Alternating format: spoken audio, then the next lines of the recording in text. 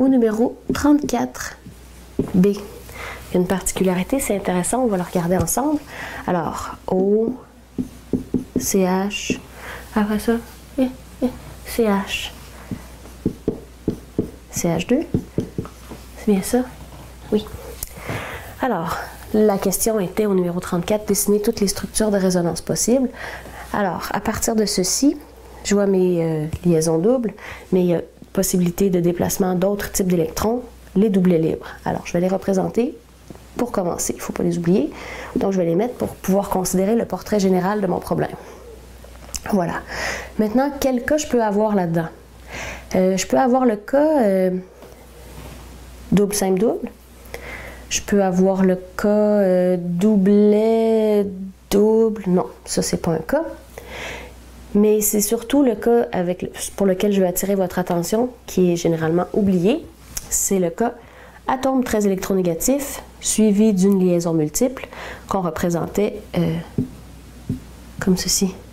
Dans l'autre sens, c'est vrai. Dans l'autre sens. Comme ça. Comme ça. C'est le petit bonhomme sourire qui avait l'air un peu étonné.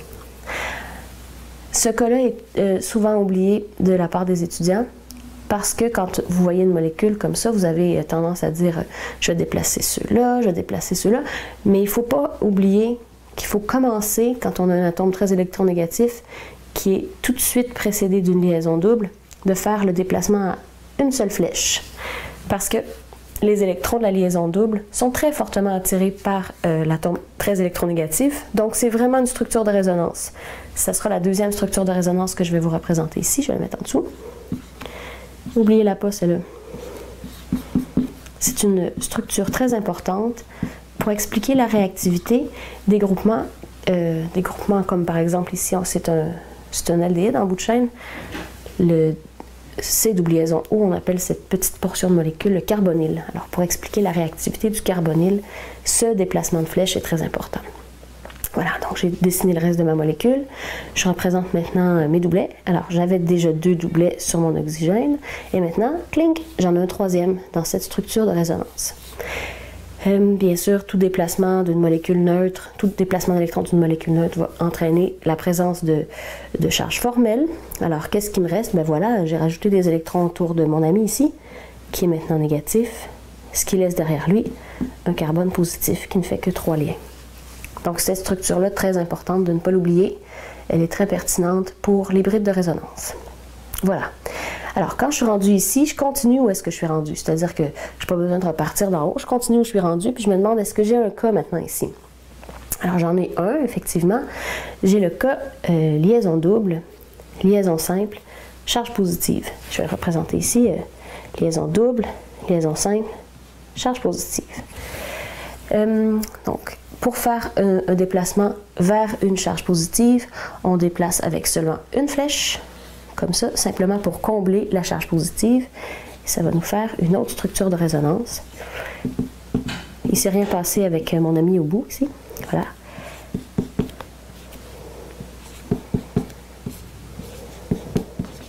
Alors, la liaison ici est délocalisée maintenant ici. J'ai plus de charge partielle, j'ai plus de charge formelle sur ce carbone parce qu'il fait maintenant 4 liens. Ce carbone-là fait 4 liens aussi. 1, 2, 3, 4. Alors, lequel est positif? Ah ben c'est lui, il fait seulement 3 liens. 2 avec les hydrogènes, 1 avec le carbone qui précède. OK. C'est normal. D'une structure de résonance à l'autre, la charge totale de l'espèce doit toujours être pareille. Si on part avec une espèce non chargée ici, la somme des charges formelles ici doit être 0. Ben, moins 1, plus 1, 0. Et ça doit toujours rester la même charge totale. Bon, c'est le cas, ça fonctionne bien. Maintenant, est-ce que je me retrouve avec d'autres structures de résonance possibles? Bon, on va regarder qu'est-ce qu'on a. On a double, simple, charge positive. Double, simple, charge positive. Mais encore une fois, si je repars dans cette direction-là, puis je refais ma flèche, ben, ça va me redonner la même structure qu'ici. Donc, je n'ai pas besoin de le dessiner. C'est la même chose. Si je partais d'ici, j'aurais doublet, simple, double. Doublet, simple, double. Ah ben ça existe. Je vais le dessiner dans le même sens qu'il était dans le livre. Alors, voilà. Doublet. Non, je pense que dans le livre, il était dans l'autre sens. Enfin, doublet, simple double ou double, simple doublet, c'est pareil. Alors, ce type de déplacement-là se fait par deux flèches, comme ça ici. Je vais partir par là, j'ai plus de place. Alors, j'ai mon oxygène qui va retrouver sa double liaison.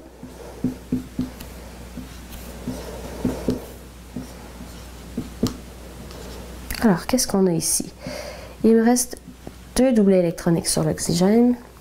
Ce carbone-là ici, bon, il n'y a pas de charge. Il fait encore ses 4 liaisons. Ici, ah oui, j'ai envoyé ma liaison sur le carbone. Ça me fait 2 électrons.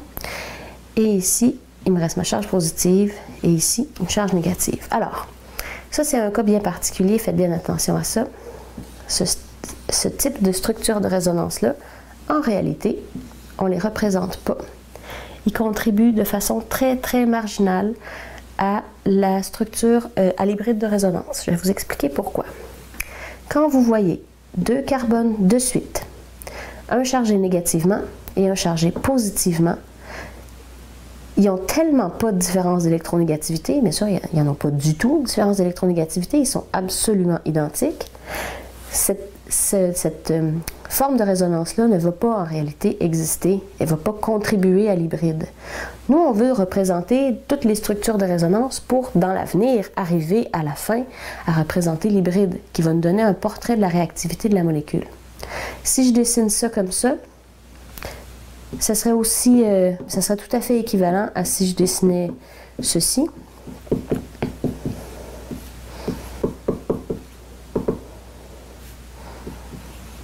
Celle-là non plus, on ne la représente pas. C'est-à-dire que celle-ci annulerait complètement celle-là, parce que la charge positive annulerait la charge négative, la négative annulerait la positive. Donc, ni une ni l'autre ne contribuent significativement à l'hybride, parce que ce sont 2 atomes de carbone qui sont chargés, un positivement et l'autre négativement, qui sont liés un à la suite de l'autre. Quand ils sont liés ensemble, un positif, un négatif, c'est des structures de résonance qu'on ne veut pas représenter parce qu'elles contribuent de façon seulement marginale à l'hybride de résonance. Et c'est pas ça qui nous intéresse. Voilà. Alors là, on arrive comme au bout. Voilà, il n'y a plus rien à faire dans cette direction-là. Où est-ce que je pourrais m'en aller? Je pourrais revenir à ma structure de départ. Alors, ma structure de départ, je l'avais mentionné rapidement, puis on était parti dans une autre direction. Peut-être que vous auriez trouvé que ça ressemblait à double, simple, double.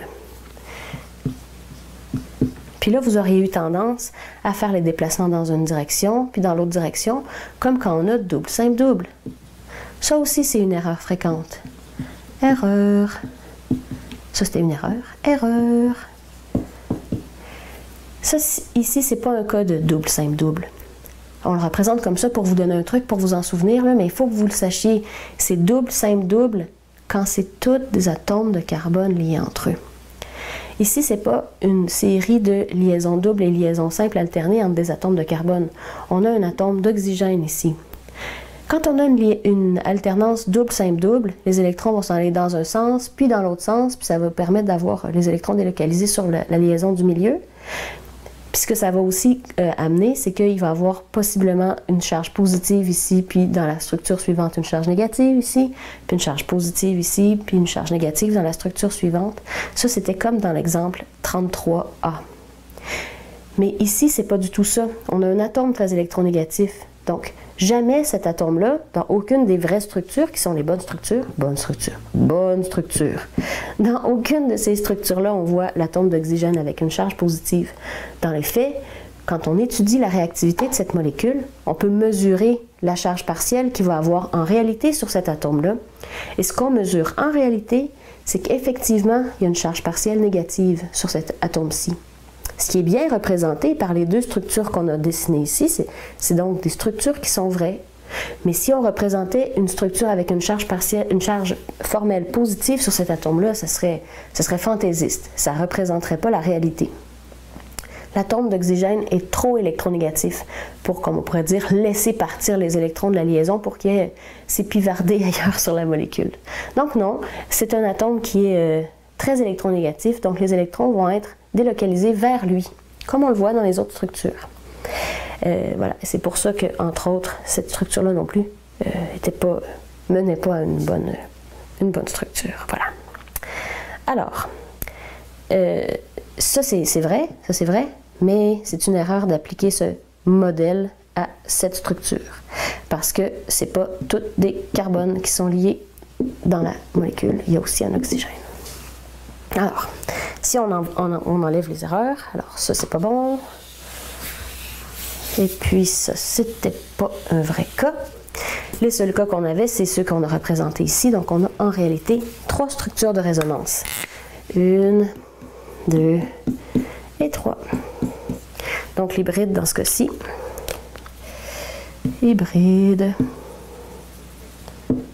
Et voilà, alors mon oxygène, liaison, CH, liaison, CH, liaison, CH2. Je suis pas trop loin pour vous là? Ah non, vous me voyez bien. Alors, je représente pas les doublets. Non, pas de doublets. Je représente les liaisons doubles quand elles existent. Donc, des fois, oui, il y a une liaison double ici. Donc, ça veut dire que la liaison ici, c'est pas vraiment une liaison simple ni une liaison double. C'est intermédiaire entre les deux. C'est pour ça qu'on le représente avec des pointillés. Est-ce que cette liaison-là est des fois double? Oui, dans une structure, c'est effectivement une liaison double. Donc, celle-là aussi, c'est une liaison partiellement simple et double. Et la dernière aussi. Ah, ben ça, c'est beau. Ça veut dire que les électrons sont en réalité déplacés sur l'ensemble de la molécule. Qu'est-ce que ça implique comme charge partielle sur cette molécule-ci? Alors, on voit, comme je viens de discuter, une charge partielle négative sur l'oxygène et une charge partielle positive. Ah, puis là, c'est intéressant. Il y a une charge partielle positive sur le carbone 2. Pardon, c'est le carbone 1, bien sûr. C'est le carbone 1. Et une charge partielle positive sur le carbone 3. Et puis rien sur le carbone 2. Donc, ça donne une bonne idée de la réactivité de la molécule. Ça sera réactif ici, ça sera réactif ici, mais pas ici. Enfin, on verra ça dans d'autres chapitres.